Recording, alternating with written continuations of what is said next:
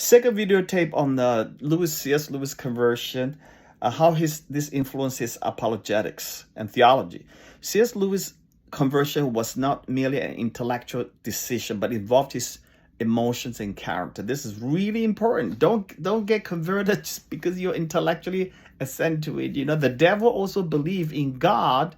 In Christ is the Son of God, but he is not a follower of Christ. He's not a Christian. He's not born again. He believes. He has faith. But that's an intellectual faith. It got nothing to do. His heart was never moved.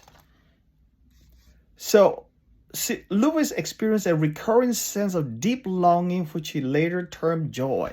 So after he got converted, there's a deep sense of longing. This is hugely important. If you don't have a longing in your heart for God, the reality of God, the presence of God in your life, there's something wrong as a Christian. You got to really question. You got to really start looking at it.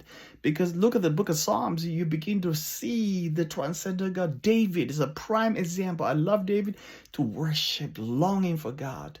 You know, one of the best expressions of longing for God is to worship. Join a church to worship God, you know. To really let your emotion go and that kind of thing, you know. He experienced a recurrent longing. That longing pointed beyond the material world and hinted at something transcendent. That longing points at something beyond the material world, the transcendent world. So if you stop at this material world, you just miss the whole thing. Okay? So through this emotional experience, Lewis encountered God. He realized that truth was done in abstract concept by personal being who enter into creation. This is incarnation. That is a supreme truth, supreme that is the grand miracle, which is incarnation. He realized that truth was done. That's the truth.